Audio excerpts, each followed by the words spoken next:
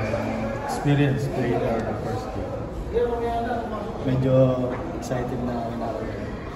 Kasi unexpected na pangarap lahat ng player na kasama sa nakatupad na mga bata pa na pangarap niya makakilala sa PBA. Ako sa mga nakatupad. Masaya na.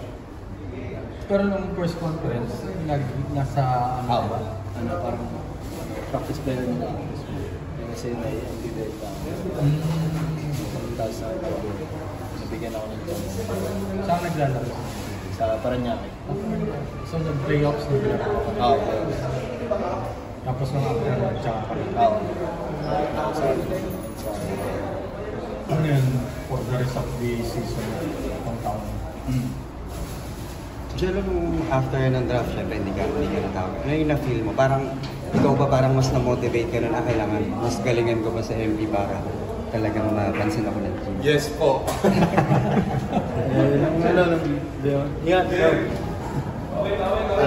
Yung before naman ng draft, di ako nag-expect. Dadasal lang. Kung wala, pero win naman yung God yun. May plano naman siya siguro para sa akin. Ngayon niya. Ito, napaganda pa.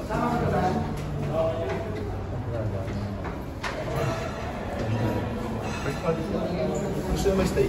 Teka, yung nakatulong ba na... Pero may mga kailangan paisip. Katulong ba na yung teammate mo sa Berbedol, si Kim? Dyan sa transition mo from MP medyo to... may kasi maganda yung chemistry na ni Kim. College kami on and off the court. Isa rin siya sa tumulong sa akin. Ano naman, how about playing with yung alam naman natin, best pointer din niya siya, Jason Castro? Wala, sobrang nahiya ako kay Jason. Talagang naingin ako ng advice. Dahil sa mga inputs sa kanya. Kasi nakakaya siya lapitan sa exam kasi idol ko siya, mga pinapanood ko ng bata ako. Tapos yung teammate ko. Alam niya ba na idol mo siya? Yung mga sinasabi sa kanila kasi nahiya ako. Baka sabihin nila, pinapatanda ko sila. Jello, hindi ka ba nawala ng... hindi ka ba nag-down or nawala ng pag-asa ng... Alam naman natin, hindi ka nag-draft. Tapos na... Hindi, wala naman talaga kasi... hindi na talaga nag-expect. Parang sinurrender ko naman kay God lahat na parang... Kahit anong mangyari kung may plano siya sa akin na parang mas maganda. Ever siguro, may nag-draft sa akin nun.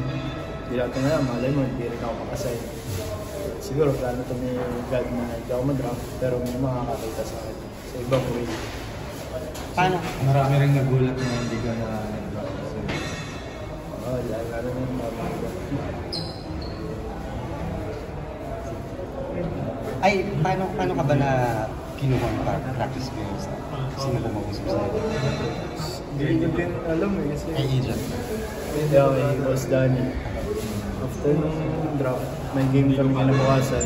After ng game namin, tinawagan ako ni Boss Danny and nag-message siya si Boss Jolas. Tapos parang ilang days lang, mga 2 days lang after nung... Mga 3 days after nung draft, sinama nila ako sa training camp nila sa Cebu. And then, nagulat ako, sobrang bilis ng pangyayari. And ito na, nakapaglaro na ako ngayon.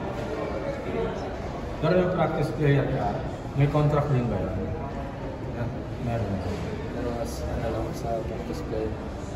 Good lang. So sayang yung nag-champion. Ay, wala pa ako. Doon ako nakakasuporta. Nanood ka ba nun sa... Ay, nasa ano pa kami? Sa labas? Sa Sambuanga pa. Nasa Sambuanga pa ata kami. MP. Nakamonis.